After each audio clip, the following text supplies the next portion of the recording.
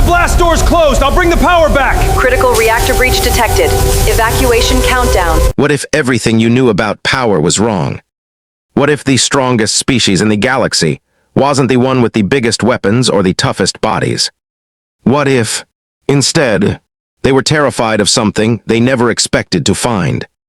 Today, we're uncovering a story that will make you see strength in a completely different way. In this incredible science fiction tale, a young alien woman from a death world discovers something that shakes her entire civilization to its core. She learns that humans, yes, ordinary humans, are the one thing her entire species has feared in secret for generations. But here's the shocking part. Nobody ever told her the truth. Her government hid it. Her military kept it quiet. Even her own family didn't know the full story.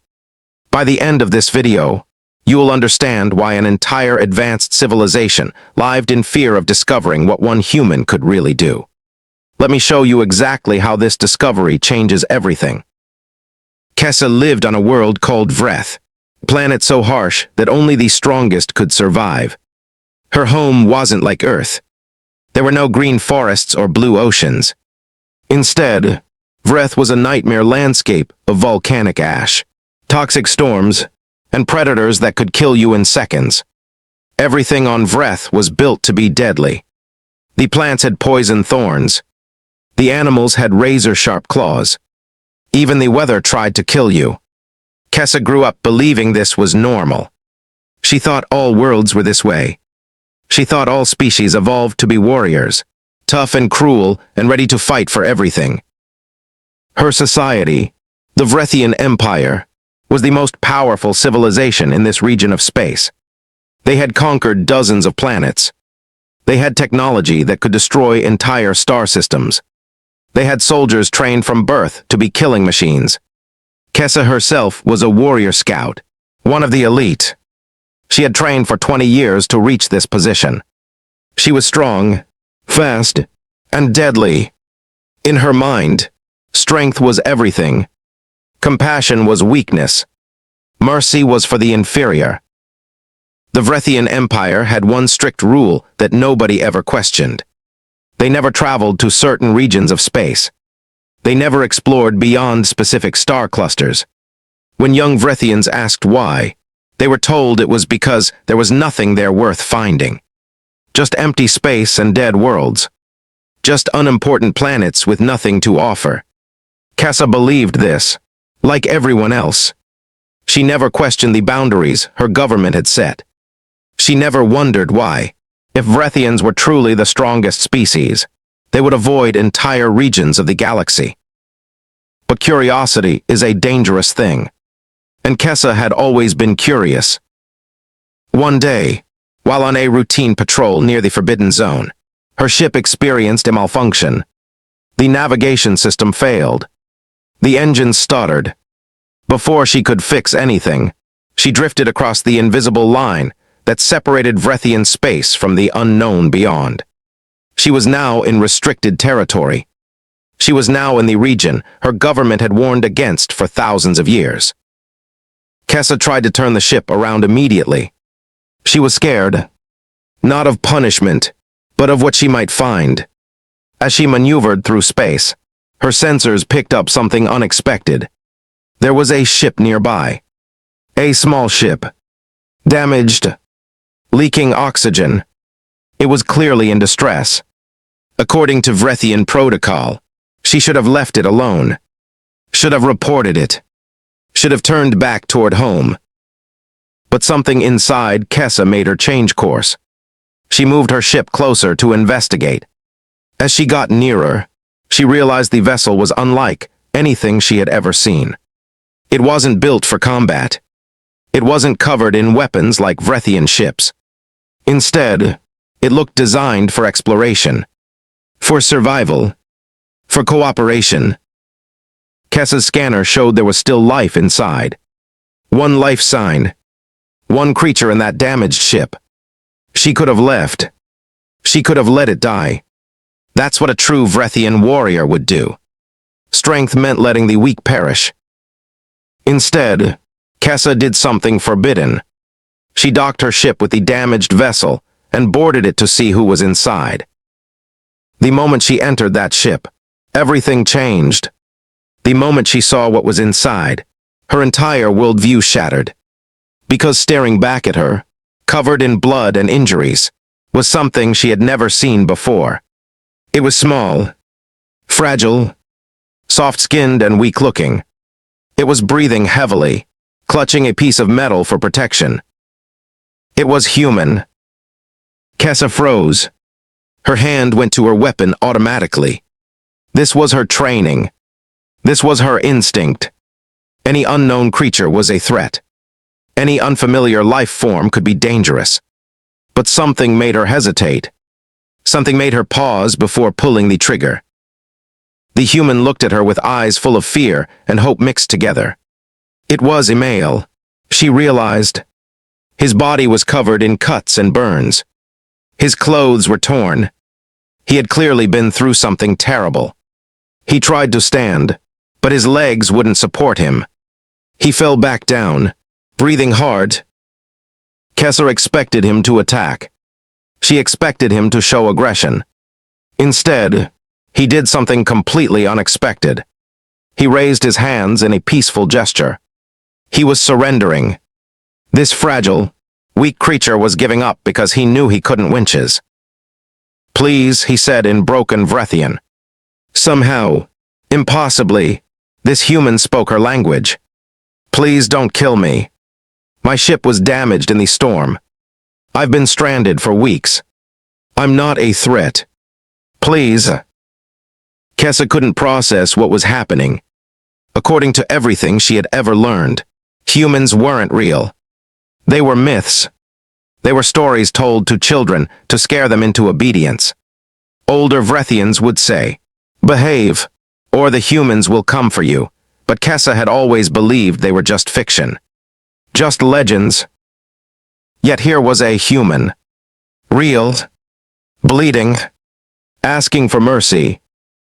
Against every protocol, against every instinct as a Vrethian warrior, Kessa lowered her weapon. She helped the human to his feet. She gave him water from her supplies. She treated his wounds as best as she could. She did everything her culture said was weak and wrong. And something strange happened as she did these things. She felt something she had never felt before. She felt connected to another being. She felt like her actions meant something beyond just survival. The human introduced himself as Marcus. He was an explorer from a distant civilization. He had been studying deep space phenomena when his ship was caught in a massive cosmic storm. He had been alone for so long, he had started to lose hope of ever being rescued.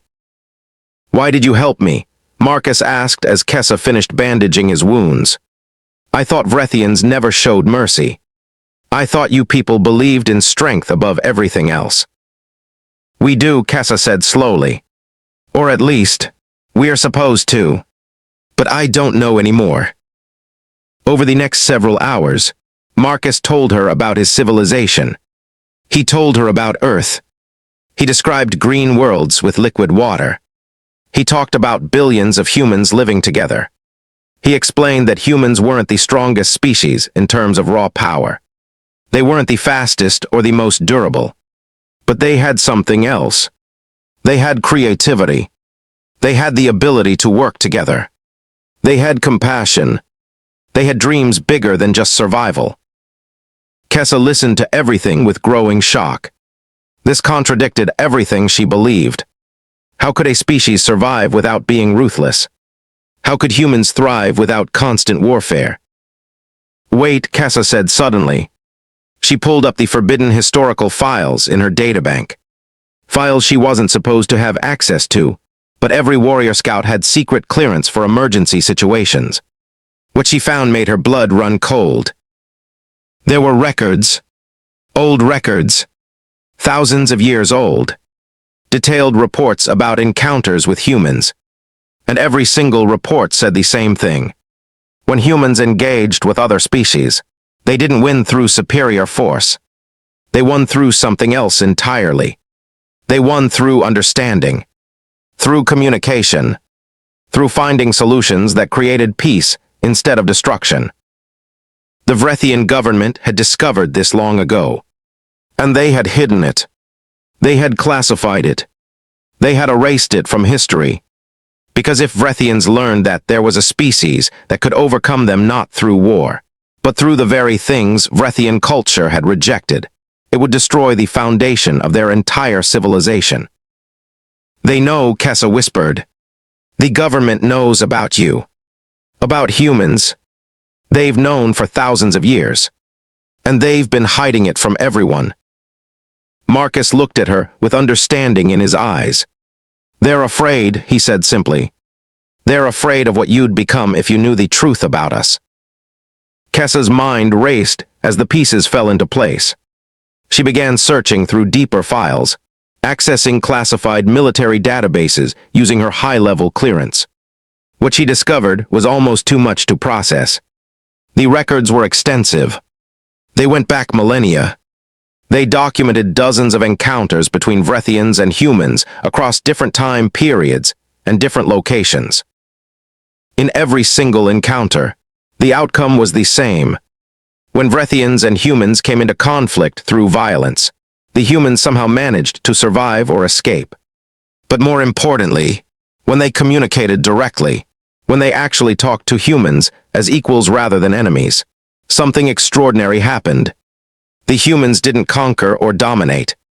Instead, they built bridges. They created understanding. They showed the Vrethians a completely different way of seeing the universe.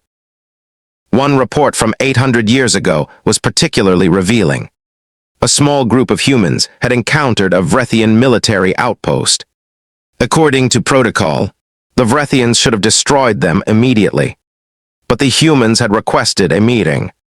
A single human, a diplomat named Sarah Chen, had walked into the Vrethian command center alone and unarmed. She had talked. For 3 hours, she had shared human philosophy, human history, and human values. The Vrethian commander at that outpost had been changed by the conversation. He had begun questioning everything his culture taught him. Within a year, he had retired quietly and disappeared from public life. The report noted that his disappearance coincided with increased restrictions on space exploration and tighter information control by the government. There were other cases too. A Vrethian scientist who had secretly communicated with human researchers and became fascinated by their collaborative approach to problem solving. A military pilot who had encountered a human search and rescue team and realized that helping strangers without expectation of reward was possible. A politician who had read translated human literature and began to see leadership differently. Every single one of these people had been quietly removed from positions of influence. Every single one had been silenced. The government hadn't killed them openly. That would have raised too many questions. Instead, they had disappeared them into isolated colonies or erased their records entirely. The reason became clear in the most recent classified documents. The Vrethian government understood that if their population learned the truth about humans, if they understood that there was an entire species built on principles of cooperation and compassion that was simultaneously more advanced technologically than they believed possible, it would cause civilization-wide crisis. The entire Vrethian society was built on competition and dominance. Every institution, every law, every cultural value flowed from the belief that strength was survival, and only the ruthless could thrive. If people learned that humans had built an advanced civilization on almost the opposite principles, it would shatter their belief system. They're not afraid we'll lose a war, Kessa said aloud as she processed this. They're afraid we'll realize there's a better way to live. Marcus nodded slowly. Your government is afraid of change. They're afraid of what might happen if your people question the foundation of your society. So they created a lie. They told you we were myths. They built walls around your civilization, not to protect you from external threats, but to protect their power from internal doubt. Kessa looked at Marcus with new understanding. This small, fragile human represented something far more dangerous to her government than any weapon ever could. He represented possibility. He represented proof that another way of living wasn't just theoretical. It was real. It worked. It was working right now, in his civilization, and had been for generations. What happens if I report this? Kessa asked. What happens if I tell my people what I've learned? Then everything changes, Marcus said. But change is dangerous for those in power. They'll likely deny it. They might try to silence you. That's what they've done to everyone else who discovered this truth. Kessa looked out at the infinite stars beyond the window. Her entire life had been built on lies. But now she had a choice. She could return to Vreth and keep quiet. She could pretend this had never happened and go back to her old way of life. Or she could do something terrifying. She could tell the truth. For hours, Kessa sat in silence while Marcus rested. She thought about everything she had been taught. She thought about her training, her culture, her entire identity as a Vrethian warrior. But more than that, she thought about what she had felt when she helped Marcus. She thought about that strange, new emotion she had experienced. Connection, purpose beyond survival. The joy of helping another being without expecting anything in return. The more she thought about it, the more she realized something profound. The Vrethian culture didn't make her feel fulfilled. It never had. Success in her society meant constantly competing, constantly proving herself stronger than others. There was no satisfaction in that. No peace. There was only the next challenge. The next opponent to defeat. The next hierarchy to climb. But what if there was something different? What if there was a way to find meaning in building something together, instead of tearing something down? Kessa made her decision. She would return to Vreth, but she would be different. She would be careful. She would be smart. But she would begin telling the truth. First, she uploaded all the classified files to a hidden server. She encrypted them with multiple passwords and hidden protocols. If anything happened to her, the data would be released automatically. She was essentially creating insurance. She was making herself harder to silence. Then she repaired Marcus's ship. She gave him supplies and medical treatment. She taught him about Vrethian space, about the dangers he should avoid, about the systems controlled by the government. In return, Marcus gave her something invaluable. He gave her contact information for human diplomats. Secret channels of communication that didn't go through official government networks. If you ever need help, Marcus said as he prepared to leave, reach out through these channels. There are humans who have been trying to understand your civilization for a long time. They'll help you however they can. Why would you help me? Kessa asked. Your government could eliminate my entire species if it wanted to. You're more advanced than we thought. Why wouldn't you? Marcus smiled sadly. Because we've learned that destroying people never solves anything. It only creates more painches. More conflict. My civilization learned that the hard way, thousands of years ago. We lost billions of lives in wars before we finally understood. The only way forward is through communication. Through understanding. Through giving people the chance to change. After Marcus left, Kessa flew her ship back toward Vreth. But she didn't go directly home. Instead, she stopped at a neutral station. A place where information flowed freely and governments had less control. She began carefully reaching out to other Vrethians. Not just warriors. Scientists. Artists. Philosophers. Teachers. People who might be questioning the system already. People who might be ready to hear a different perspective. She told them small pieces of the truth. She showed them fragments of the classified files. She told them stories about encounters with humans and what had been hidden. Some people dismissed her. Some were frightened. But others, more and more of them, began to listen, began to question, began to see the possibility of change. The government noticed what she was doing. Of course they did. They tried to arrest her. They called her a traitor. They threatened her family. But Kessa had prepared for this. She had disappeared into the underground networks of Vrethian dissidents.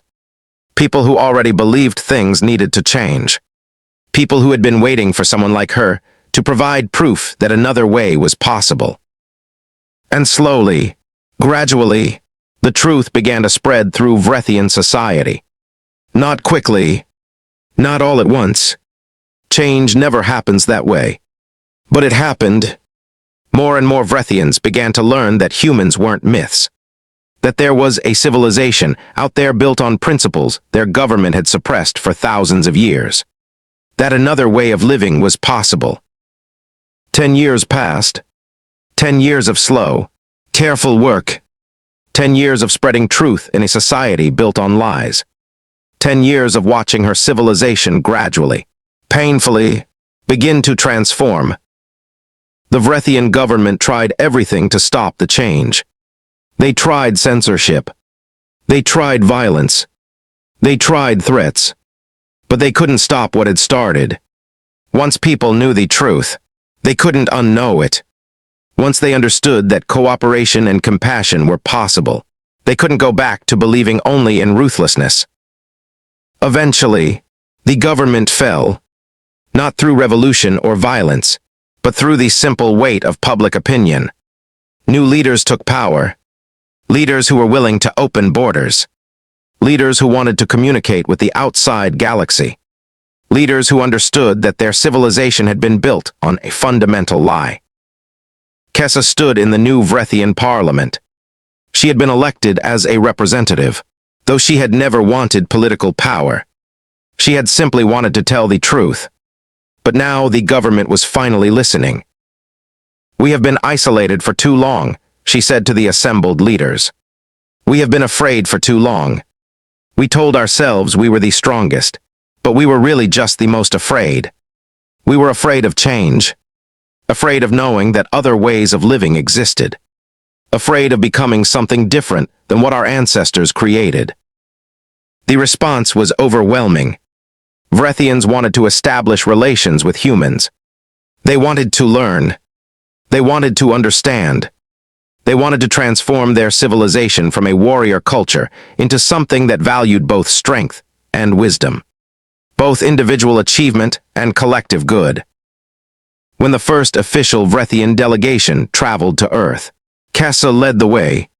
She walked down the ramp of her ship and felt the Earth sun on her face for the first time. She breathed air that wasn't filtered through machinery. She saw water and green plants and sky so blue it looked unreal.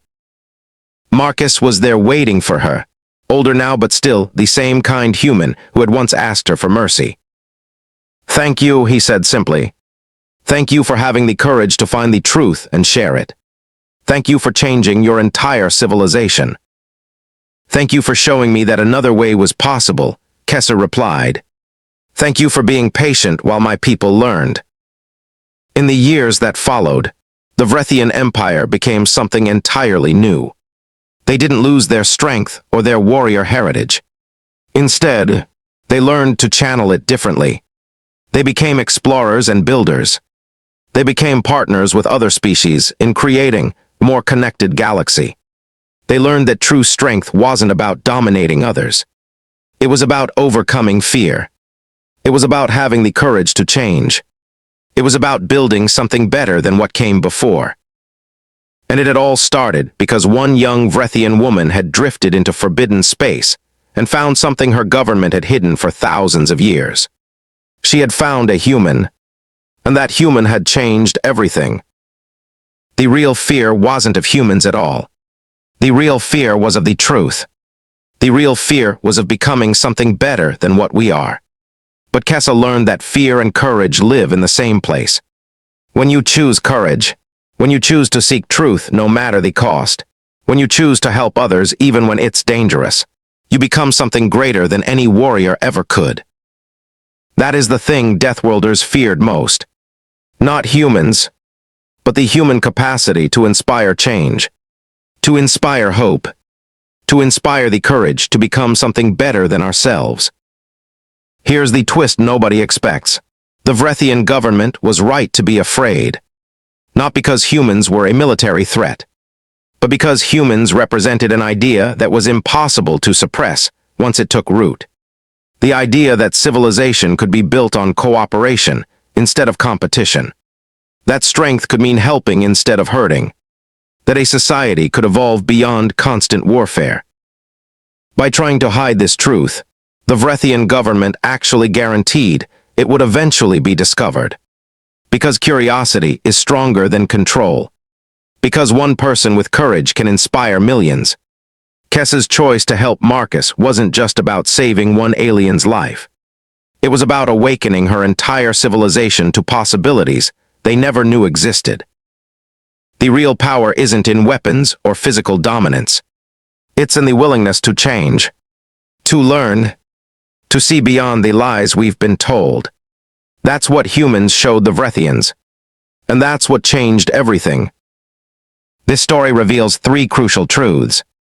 First, the strongest civilizations aren't built on fear and domination, but on openness and growth.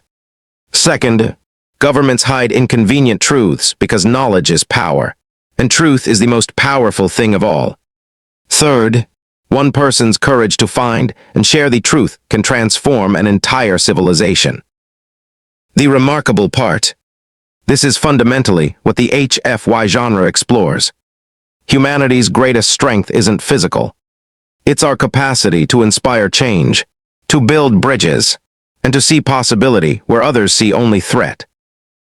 If this story opened your eyes about what real strength means, subscribe now for more Sci-Fi narratives that challenge how you see the universe. Hit that like button to show you loved this story. Comment below and tell us, what do you think is humanity's greatest strength? Is it physical ability, intellect, creativity, or something else entirely? For deeper exploration of HFY philosophy and more incredible Sci-Fi stories, join our community newsletter. We release exclusive extended cuts and behind-the-scenes analysis. The link is in the description. Thanks for watching, and we'll see you in the next impossible encounter between worlds.